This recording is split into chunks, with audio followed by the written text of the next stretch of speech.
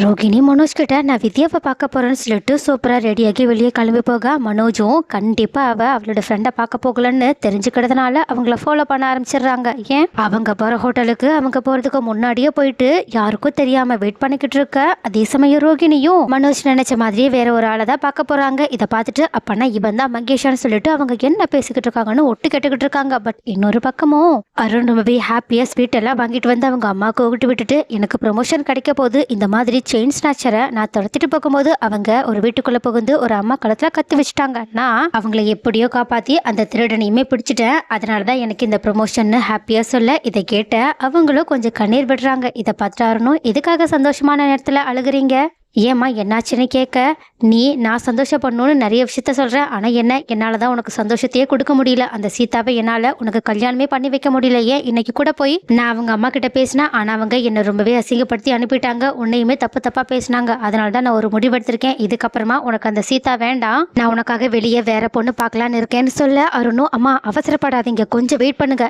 இல்லடா இதுக்கு மேலே என்னால் வெயிட் பண்ண முடியாது, என் பையன் மரியாதை இல்லாமல் இடத்துல இருக்கக்கூடாதுன்னு நான் நினைக்கிறேன், அதனால தான் நான் இந்த முடிவெடுத்திருக்கேன், என்ன நடந்தாலும் சரி நான் பாக்குற பொண்ணதான் நீ கல்யாணம் பண்ணிக்கணும், அதான் என்னோட முடிவுன்னு கொஞ்சம் கோபத்தோடய வருத்தத்தோடய சொல்லிட்டு அங்கிருந்து கிளம்பி போக அருணோ இதனால இந்த விஷயத்துல இதுக்கப்புறம் நம்ம ஏதாவது பண்ணியாக்கணும்னு சொல்லிட்டு உடனடியாக சீதாவுக்கு கால் பண்ணி ஃபர்ஸ்ட் என்னோட ப்ரொமோஷன் விஷயத்தை பத்தி சொல்ல இதை கேட்டுட்டு சீதாவும் ஹாப்பி ஆகுறாங்க.